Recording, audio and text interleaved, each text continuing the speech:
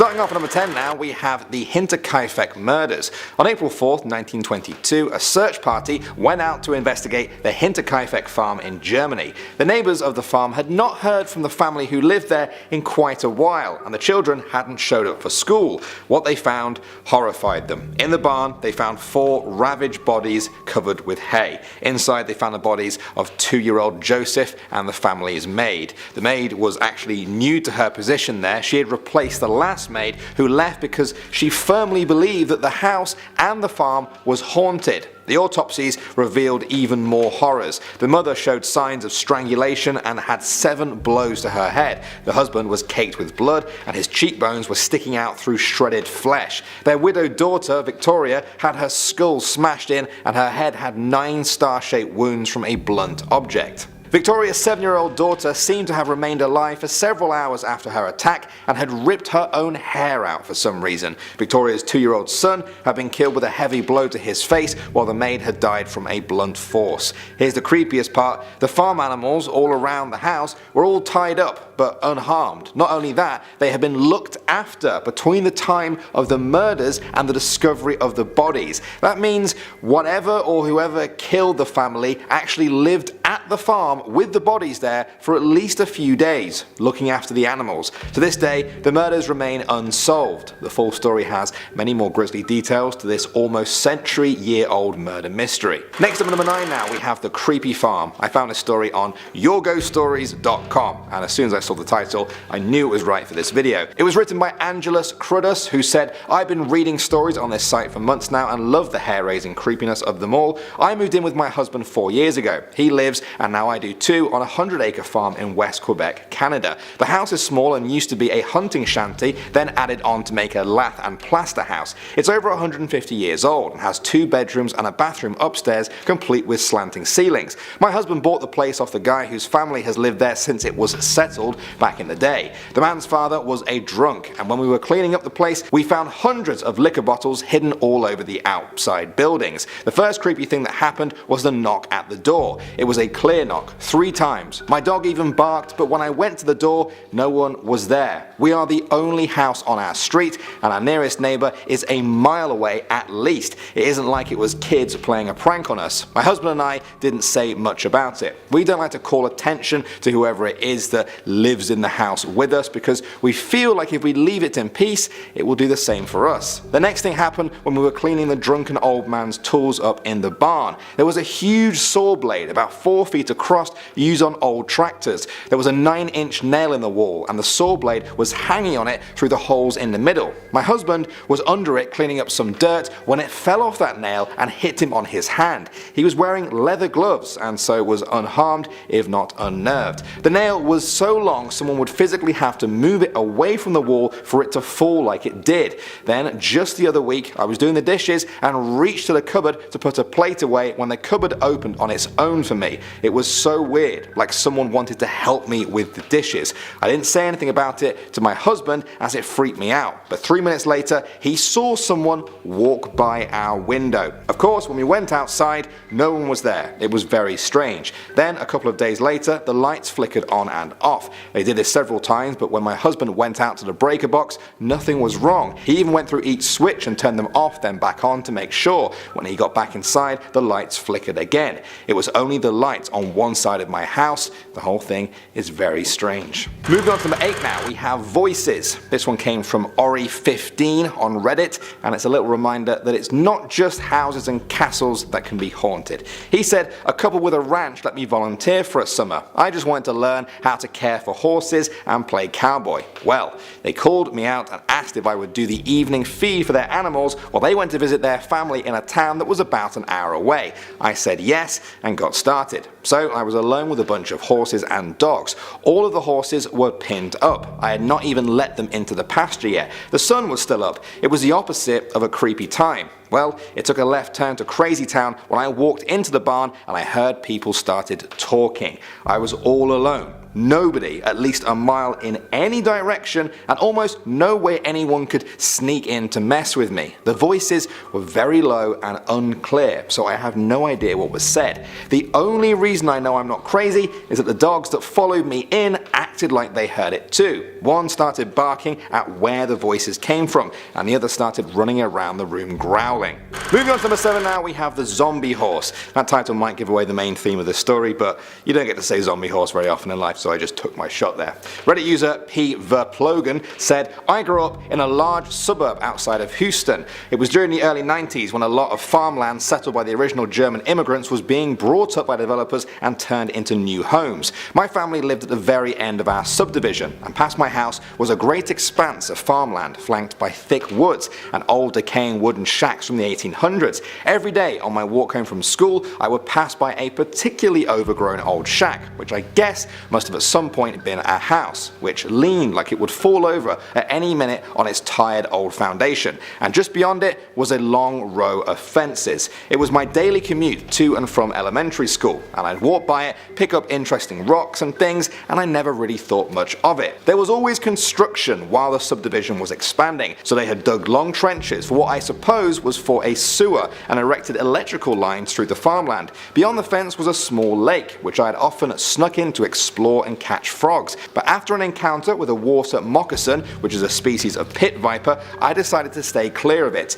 The farm had cows which would meander through the meadow and one large black horse. A storm had rolled in during the previous night, and I remember that the clouds were so thick and black that it felt like night when I had arrived at school. It didn't take long before the storm was in full force and the power had gone out at school. Our teacher decided to have us all sit together on the floor and read to us for the rest of the day, which was fine by me. The storm had passed, but the darkness lingered on when I got out of school. I walked down the now muddy path in the strange darkness, past the crooked house and beside the aging fence, each step becoming more and more difficult as the mud collected on my shoes. That's when I heard a thrashing. The cows weren't there, but I remember clearly that old black horse. I remember thinking that it was sick or injured or something. Its black coat was slick and steam was rising off its body in the cold air. It was kicking its back legs wildly and violently slamming its face into the muck. It had a weird look to it, not like it was panicking, but like it was calm, and it didn't look like it was out of breath. Again it slammed its head into the mud and kicked out its legs, then shook its head from side to side furiously.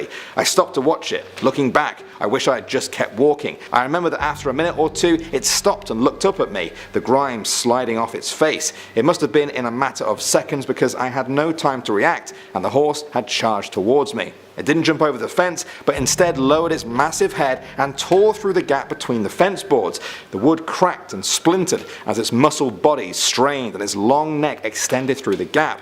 The horse savagely lashed out and started snapping at me. With its entire body covered in huge swollen muscles, it would recoil and then slam all of its weight back into the fence, attempting to break the boards. It did that again and again. Its enormous broad teeth came inches from me and I fell out of my shoes backwards, leaving them stuck in the mud. It's a miracle that the fence was holding it back. I could see it clearly now. The horse was burned badly. The skin around its mouth had been seared off and tendrils of pink bloody skin snaked its way over its face like a spider web. The absence of skin made its teeth seem even larger, its black gums exposed and its mouth frothing with spit that I could feel hitting me in the face. At that moment I was absolutely terrified that this horse would kill me. I remember wanting to get up, but a thick mud had me trapped. I also remember the smell. It was like sulphur, a mixture of wet animal, burned meat and singed hair. But what has stuck with me the most were its eyes. They were cloudy like black ink poured into milk.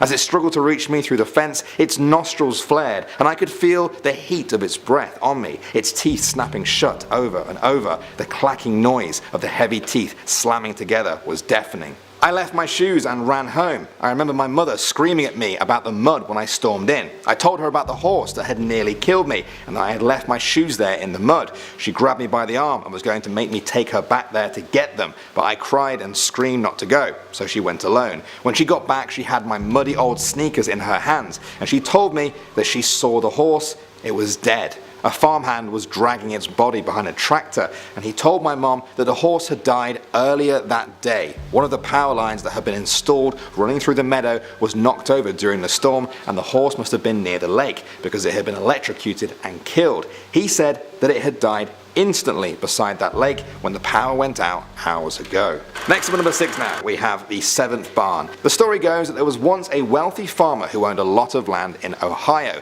He built a new barn on his property every time his wife had a baby. He named the barns after each of his children, and by the time this story takes place, they had 6 kids and were expecting number 7. However, the farmer's wife died in childbirth, and so did her unborn baby. The farmer went insane with grief and couldn't tend to his farm. The family had no money, and the farm started going under. Then, on one night, in the depths of his madness and despair, the farmer took an axe and led his children out to the barns, where he murdered them one by one.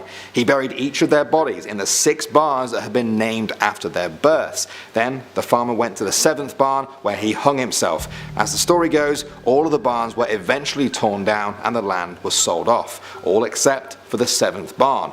Nobody wanted to buy the land because of what happened there, so it was abandoned and soon fell into disrepair. They say if you go to that barn at night, you can see the ghost of the farmer hanging from the rafters, his body swinging back and forth in the wind, dwelling on his terrible crime for all eternity. No one was ever really sure where the 7th barn was located, although it's definitely in Ohio. Some say it was the Kranz farm in the Cuyahoga Valley, and others say it was at the top of the world in Northampton. In 1997, a local Ohio teacher claimed that, after a lot of research, he had finally managed to track down the real location of the infamous 7th barn. He said that none of the barns had actually ever been torn down. The land had just been divided up and sold off, and the barns had simply been incorporated into neighbouring farms. Moving on to number 5 now, we have the figure. This one was submitted to ghostsandghouls.com by one of their readers. They said, "I live in South Africa, and this is where my story takes place. Me and a friend of mine, whose name is Berend, were travelling through the countryside on our way to a small town called Delaryville. We were used to small towns and country areas as we grew up there. However, I had never experienced anything like this. As we were driving, bad luck struck us like a hot iron, and both tyres on the left side went flat. His car was a piece of junk. We were soon on the side of the road at 2 AM with only the full moon to light the area around us. There was no civilization nearby, only local farmhouses far away. So I decided to leave Berend with the car and walk on to find any entrance to a local farm. I walked for about 2/3 of a mile and at last found a gate. The gate was short and could easily be scaled. It was locked with a chain, but I still climbed over in desperation. I could see the house's light in the distance, so I walked along a gravel road towards it. As I kept walking towards the house, I heard a very loud boom. At first I thought it was cannon fire, but it couldn't be, as there are no military bases around that area. I only heard this once, but decided to move on. Now the skeptic would obviously have an explanation, and I'm not saying it was cannon fire, for it could have been something else, but it pretty much sounded like an old type cannon.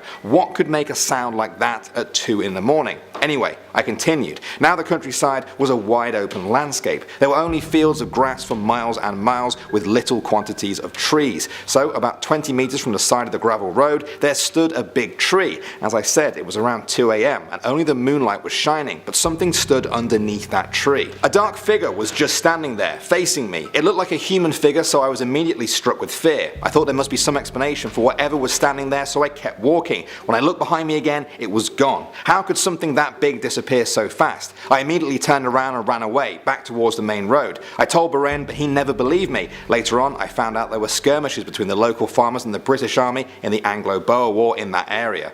Next up, number 4 now, we have the Baldoon mystery. This is a legendary story that came from a farm near the town of Wallaceburg, Ontario, Canada. In the 1830s, a man called John MacDonald bought a prized piece of land. Many people tried to buy it off him, led by an old woman, but John would always refuse. One day, some of the women in the MacDonald family were talking and working in the barn when suddenly a pole fell from the ceiling. They put it down to a freak accident, repaired it, and thought nothing more. Sometime later though, a second pole came crashing to the floor, this time quite close to them. They couldn't figure out what was going on. Not long after, a third pole almost crushed them. Scared for their lives now, they ran out of the barn and into the house. This was the start of many strange accidents that plagued the McDonald family. The family heard strangers in their kitchen at night. Bullets and stones were thrown through the windows until every pane was broken. A visitor was hit by a stone in the kitchen. He threw it in the nearby river. 5 minutes later, the same stone landed in the kitchen again. There were fires too, starting all over the house, sometimes even on the roof. A psychic told them that they had to shoot the wing of a strange goose that was near their home with a silver bullet. John McDonald did that, and then a while later he saw the old woman who wanted to buy his land. She was sitting on the porch with a broken arm in a sling.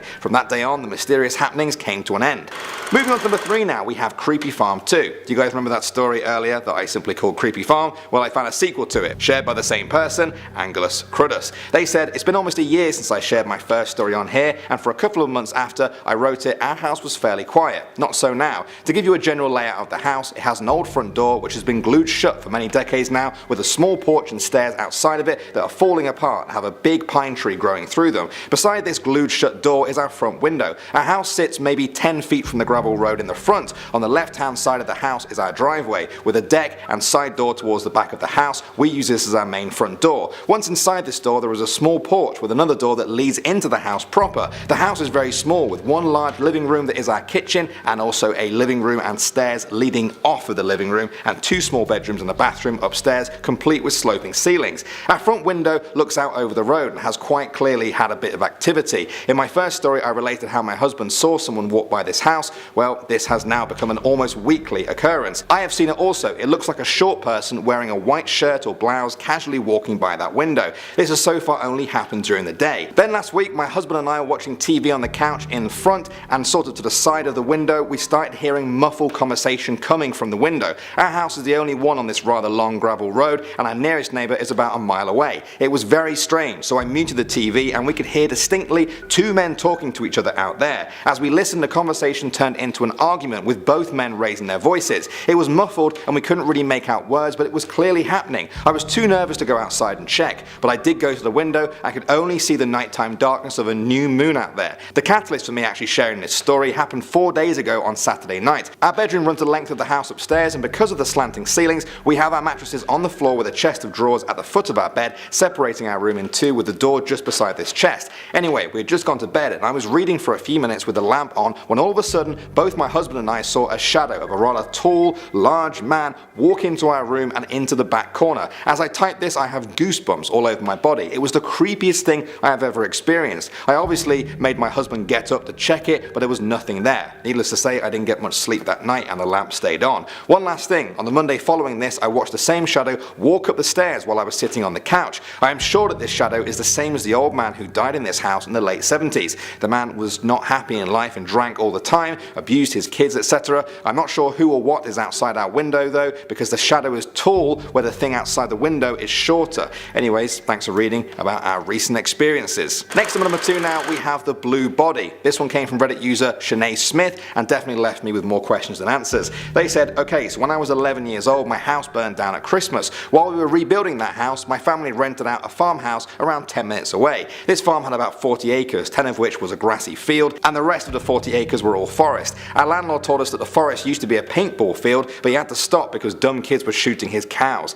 Anyway, I was about 12 and my best friend came over. We were just messing around in the barns and decided to walk out and explore the forest. It took us a long time to get across the field, and we had to get through some prickles and barbed wire fence until we could actually walk through the forest. We walked away a while before we found anything actually interesting. We found some old little shacks covered in spray paint and moss. Most were filled with beer cans and random pieces of clothing. We found some very strange things there. Anyway, we were walking and climbing around all these things and all was going well when I heard my friend scream. It wasn't one of those joking "I'm gonna spook you" screams either. I shut up and ran over to her and I looked towards what she was looking at, and there it was, kind of hard to see, but tied up to a tree maybe 10 meters away was a mangled blue body. We didn't stay to investigate. We both booked it as fast as we could back to the house. We didn't even care about the prickles. We got sliced up pretty bad. When we got to the house, panting and sweating, we both started crying uncontrollably and told my mom everything. She called the police and they arrived shortly. They went out to investigate and an officer came back to tell us that it was just a rotting mannequin tied up. But they did find 7 dead bodies where the old road had washed out in previous months.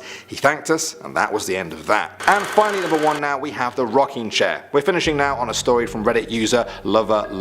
Great name. It's a scary story that actually spans 2 generations. They said my grandma's is a very stereotypical horror movie house. Small Midwest town, white and old looking home on a farm. She even has a chipped wooden Mother Mary nativity in the front yard. The worst is she has a cemetery about a half a mile down the road. Anyways, I used to sleep in the room in the corner of the top floor, and it had a wooden rocking chair in it. When I was younger, I would wake up because I thought I heard it rocking, to the point where I would wake up my grandma and have to stay in her room. Well, about 10 years later, my mom, aunt and I during Thanksgiving were talking about how creepy grandma's house was. My aunt goes on to talk about how when she was younger, the reason my mom and her ended up sharing a room was because she thought her room was haunted. She said she woke up one morning and the rocking chair was about 2 feet closer to her bed, and after that night it would start rocking on a nightly basis around midnight. Starting off things like we always do, in at number 10 we have the old Arnold estate. This farmhouse became infested with strange paranormal activities in the 70s,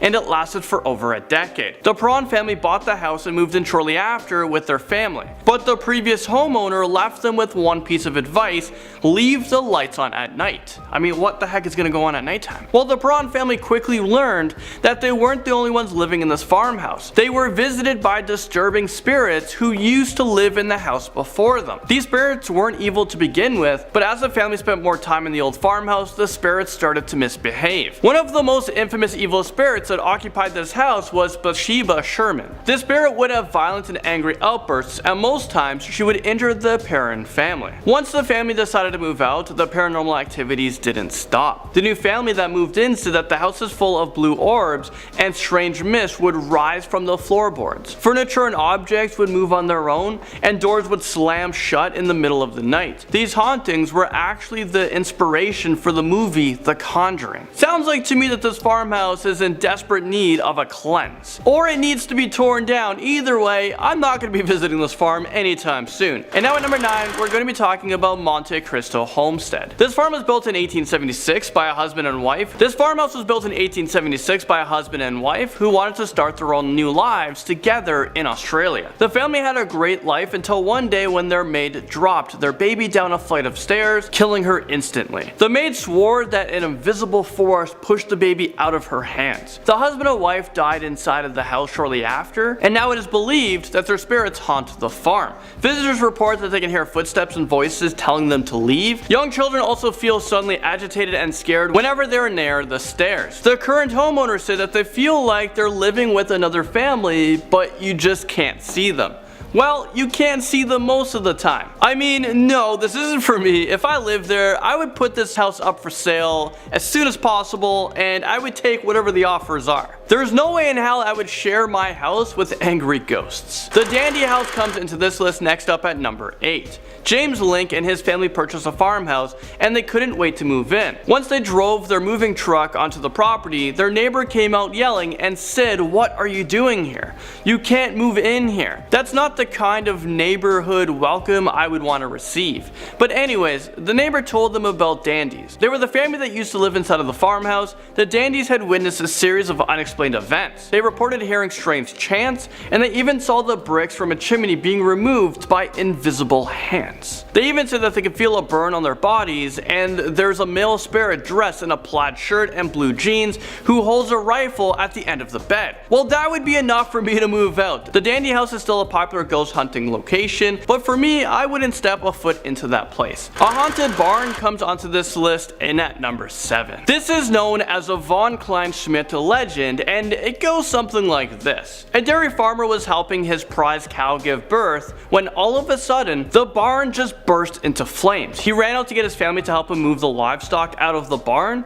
but the whole thing quickly became engulfed in flames, and the family knew that they were in a lot of trouble. They stood in the middle of the barn holding each other as they were waiting to die. The neighbors could see the family inside of the barn yelling and crying for help, but there was nothing that anyone could have done. The next family to own the barn had a similar similar tragedy. They bought a bunch of cows, but a week later, they all got sick and died. The farmer had no idea what was going on, so he called the vet to come in to make sure that the cows didn't have an infectious disease. But the vet couldn't come up with a logical explanation. It seemed almost like the cows died from just being scared to death. The farmer didn't want to take any more chances, so he sold the barn because of all the supernatural things that's been happening there and all of the terrible things that have happened before. Yeah, I would say that's a pretty good decision, my friend, because something weird's going on that's killing your livestock. A White House farm murders brings us to number 6. These murders took place in Essex, England in 1985. A husband and wife were shot and killed inside of their farmhouse,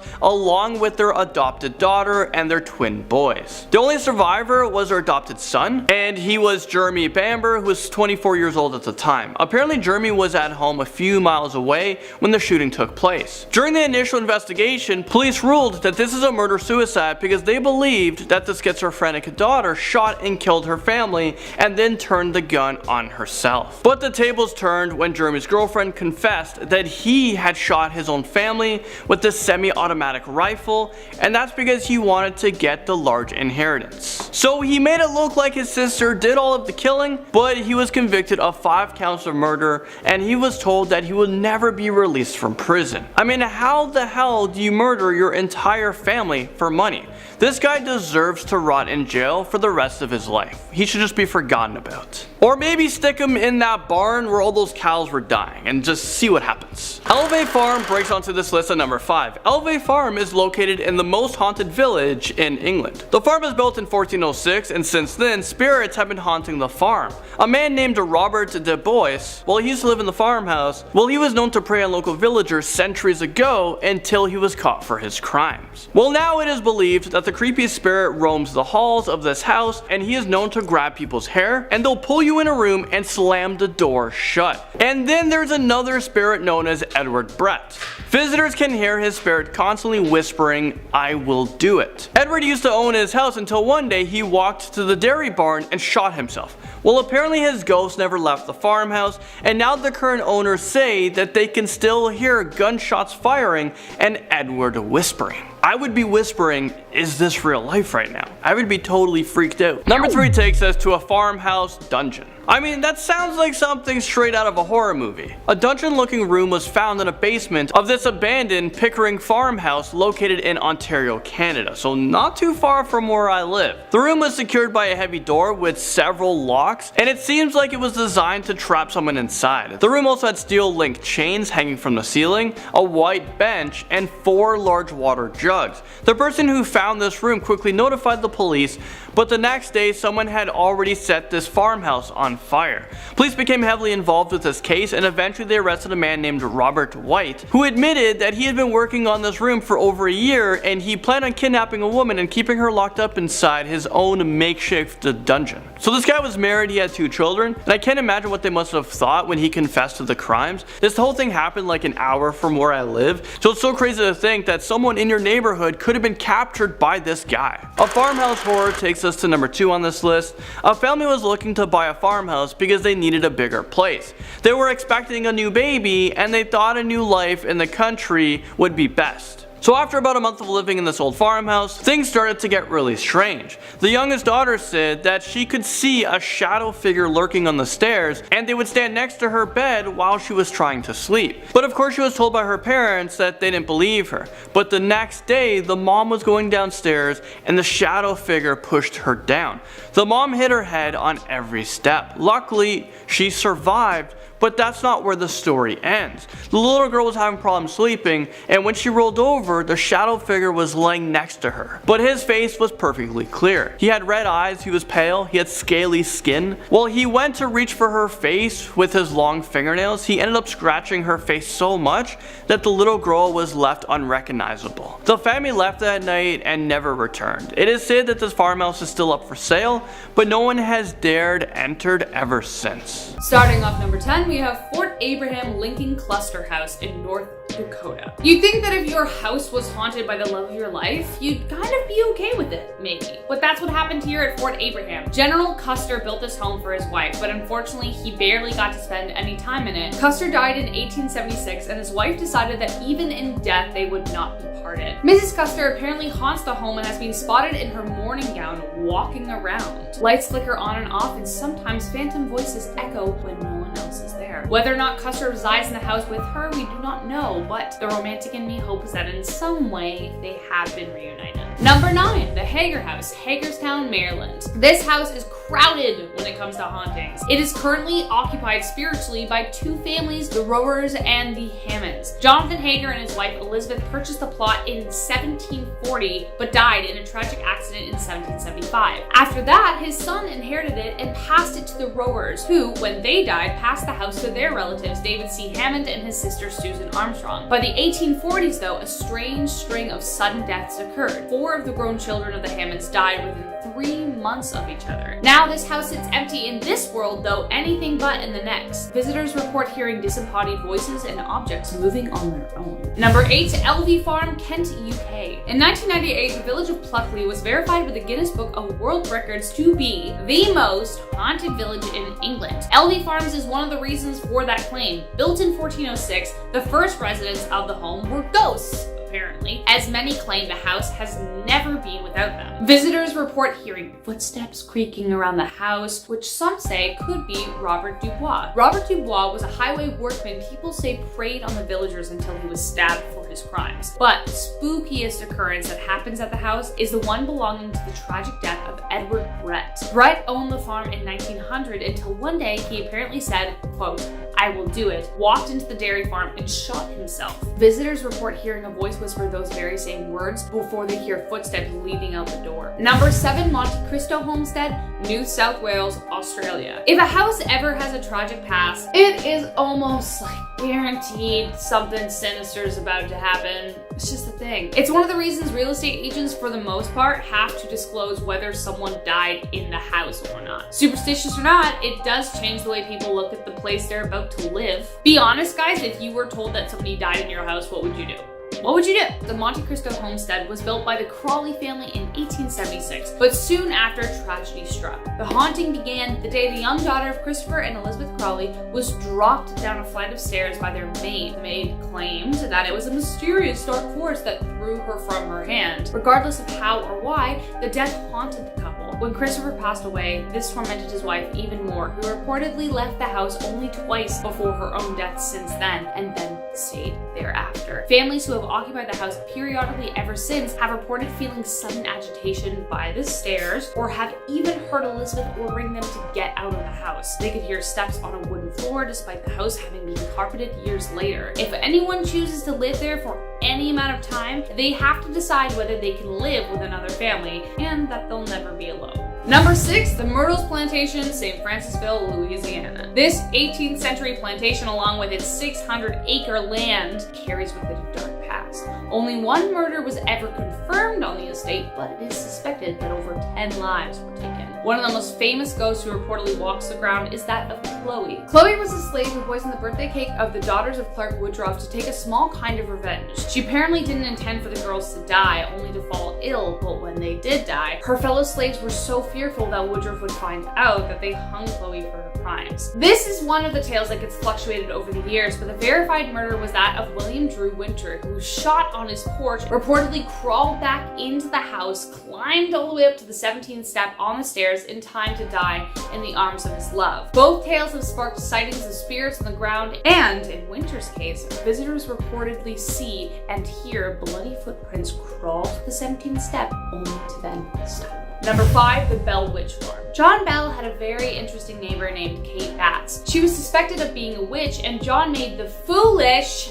mistake of cheating her out of land. On her deathbed, Batts set a curse upon him and claimed that she would haunt the family forever. So, when he began hearing knocking sounds on the walls and the doors and chains being dragged around the house, he knew it was her. But then things started to get worse. His daughter began getting pinched and scratched, even beaten by invisible forces. Even John reportedly felt the stick being stabbed into his throat. John mysteriously died on December 1820, and many believe that Batts was responsible. For 200 years, visitors still report seeing orbs and hear talking and walking when no one is around. Could it be that Batts trapped the family with her to haunt the house for the rest of time? Maybe. But should you wish to visit, perhaps it would be wise only to view from afar. Number 4, the Loretta Lynn Plantation. In 19 1966, the same year Loretta Lynn's Dear Uncle Sam swept the radio, she bought this 1876 plantation. Despite rumors that 19 soldiers were said to have been murdered there in 1863, Lynn paid no mind. But soon after moving in, Loretta and her family, of course, began experiencing very strange interactions. Her son Jack said he saw the spirit of a Civil War soldier taking off his boots. Then her son Ernest reported seeing 2 soldiers standing at the foot of his bed. And there's more. Her twin daughter spotted a woman in white sobbing on a balcony, and this time Loretta saw it too. In order to solve the mystery, Lynn reportedly held seances in the house. But then her son Jack tragically drowned in 1984, and Lynn and the rest of her family moved out. She opened it up to visitors eventually, but requested that not a single object in the house was to be touched. If they did, it would come at a terrible cost. When a tour guide accidentally touched an object, they were shoved down the stairs by an invisible force. Apparently, the ghosts in the house agreed with Lynn's demands, or were they demands they made of Lynn? Either way, though it may be open to visitors, if you do visit, perhaps keep your hands in your pockets. Before we get to our top 3, guys, if you like this video, you know what to do. Do the thing, like the video, subscribe, do a little dance, enjoy it. I don't know, do what you need to do, but we love you for liking our videos. Number 3, the Basilica Axe Murder House, Basilica. This next house literally has a sign outside that says Axe Murder House, so I don't know, I guess it's nice that they aren't trying to hide anything. It's pretty transparent. The story goes as follows. On June 10th, 1912, Josiah and Sarah Moore, along with their children, were bludgeoned to death inside their home. It is one of America's most infamous cold cases. No one knows who did it, and the home remains preserved exactly as it was on the night that they died, besides the bodies. Though many report that their spirits remain. The house remains a tourist attraction, and there's even a steep price to pay should you wish to stay the night. There's no running water or electricity, so that's kind of charming. Besides the lack of running water and no electricity, the $400 fee, it may just cost you your life. Allegedly in 2014, a paranormal reporter stayed at the house, and at 12:45 in the morning, the owners got the call. The man was covered with stab wounds, which authorities later reported were self-inflicted. Whether or not someone drove him to it, no one knows. The owners reportedly had people stay there all the time for the same price and nothing happened, but apparently just this time something weird happened, so who knows? Maybe the ghost had had enough. Number 2, the Dandy House. Imagine finally walking up to your dream house, excited for what's to come next. And then somebody yells behind you, "What are you doing? You can't move here!" Which is exactly what happened to James Link the day he and his family moved into this beautiful farmhouse. Seeing the family move in, a neighbor drove by with this warning. Prior to Link, the Dandy family had been the owners from 1970 to 1974, and recalling the events they endured, their neighbor couldn't resist giving a heads up. Among hearing the typical disembodied voices and haunted footsteps, which belong to every haunted tale there is, they saw chimney bricks removed by invisible hands, and often their bodies would have inexplicable burns on them. The suspect no one quite knows enough about until one night the Dandies awoke to find a male spirit in a plaid shirt and blue jeans holding a rifle at the end of their bed. No thank you! Over the years, the family performed exorcism after exorcism, but the spirit always returned. The Links experienced the same thing, so they got the heck out of there, and today, the Dandy House remains a treasure trove for all ghost hunters. At number 10, we have the Wandering Witch. Something that farms are always really good for is cheap labor. You have some kids, and as long as you keep putting food in their mouths, you can keep sending them out to the field to push plows. I can't think of a better reason to have kids. Soft slavery. Beautiful. The Wandering Witch is someone who would want to take advantage of this exact situation. It's said there's a witch who would travel from farm to farm at night, looking for children who should be asleep but have stayed up too late. She offers them a break from their daily work, a break from working super hard and waking up early to rake leaves and milk cows. She tempts them, and if your will is weak and you give in to her offer, she'll take you into the forest and you'll never be seen again. What does she do with these kids? One endless rave with no curfew? No, she slits their throats, drains their blood, and then uses it to keep herself young. Hey, we're all out here trying to stay hot. Get it, girl. At number 9, we have The Bride. One thing that I've learned after doing all these top 10 scary videos is never mess with a bride on her wedding day unless you want her to stir up some evil that will never take a day off. The legend of the bride is a classic one. Two young lovers who are forbidden to be together. They run away and set themselves up to be married on a secluded farm. But their parents catch up with them, the young boy is taken away to be hung, and then the young girl is shot and killed by her father in her wedding dress on the spot. My god, dude, do you know how how long it takes to pick out a dress? Well, her spirit rose up because no one messes with a special girl on her special day. Now it haunts farms looking for her lost love and killing any man who dares to get in her way. At number 8 we have Baby Under the Stairs. Just off the title, you should have goosebumps already. Anything living under the stairs makes me think of a basement dwelling monster that just wants to drag you into some hovel and eat your guts. This story follows a kid who would visit his grandparents' farm every summer. He would always have a great time, he was very close with his grandparents. But one thing that would always make him uneasy is how every night his grandparents' dog would just bark at the barn like there was something in there. The dog would just sit outside of the barn in front of these concrete steps that would lead into the barn and just snarl so hard it's like there was some sort of creature inside of there. One day this young kid was going through some old family photos with his grandma. Looking at all the old pictures of his parents, he came across a baby picture that he didn't recognize. His grandma told him that this was a picture of his aunt. She passed away when she was only a baby, and they had a funeral for her, and then they buried her body under the steps leading into the barn. Ooh. At number 7 we have Myrtle's Plantation in Louisiana. This legend was actually researched by National Geographic. So Nat Geo came to this old plantation to take some pictures, and much to their surprise, there was an unexpected person in one of their shots. This was seen in the window. She is said to be the ghost of a young girl who is a slave on the plantation. Now she gets her revenge by photobombing white people's photos. Now she gets her revenge by scaring the hell out of white people by photobombing their photos. At number 6 we have Man of the Marsh.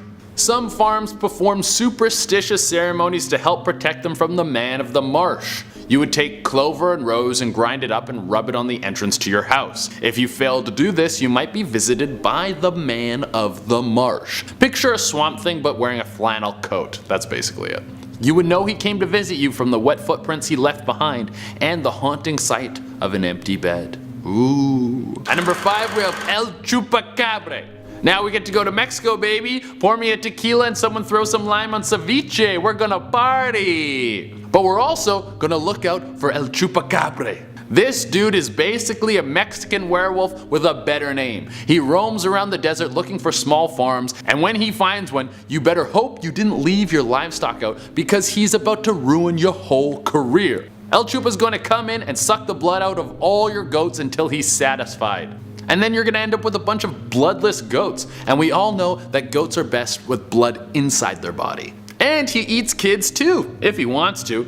I mean, kids just eat, yell, and crap. They're basically goats without the cool beards. So if you're trying to get rid of a kid, just take it to a farm in Mexico and let El Chupacabra take care of it for you. And if you ask where you got this idea from, it wasn't me. At number 4 we have the licked hand. Gross. If you live on a farm, you probably have a dog. The dog does a lot of things. It lets you know when people are coming, it helps herd animals.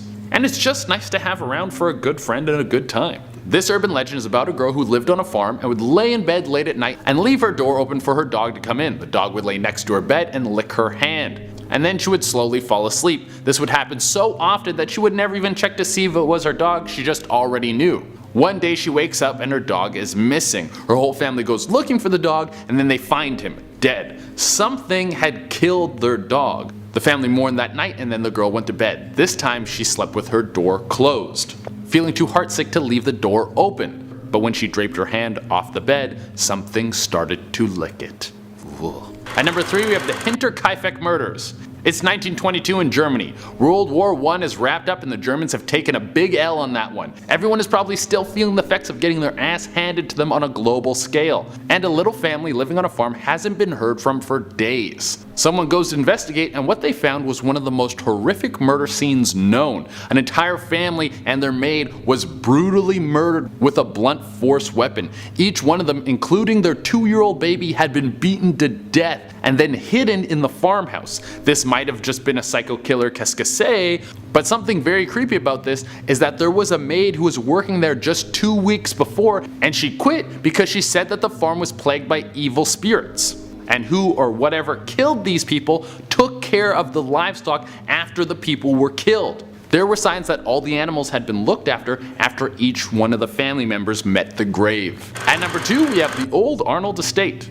If you buy a house from someone and they tell you you should leave the lights on at night, just move out right away. Right off the bat, your electrical bill is going to be stupid high if you have to leave the lights on all night. And what could be so horrible in the house that it makes you keep the lights on? I've never heard the story of turning your lights off at night and then Scarlett Johansson comes to visit you in your sleep and gives you $100. No, that's not one of them. Well, the Prawn family moved into this estate, they got this warning and still decided to stay. And then stuff started going crazy. They would see blue orbs fly through the house, furniture would get moved, mist would rise from the floorboards, and a ghost named Sherman would get violent with the family. I think after that, they moved out. At number 1, we have the blue body. A family was renting a farmhouse while their new home was being built. One day, the youngest girl in the family and her friend decided to do a little exploring. They were walking through the bushes when they came across a dead body tied to a tree. Obviously, this scared the hell out of the two girls, so they sprinted back to the house. When they got home, the little girl told her mom what they had just found, and the little girl's mom called the police. The body was that of a mannequin, so you shouldn't freak out. What should freak you out is that there was 7 dead bodies buried around the mannequin, one of which was an old resident of the house they were staying in.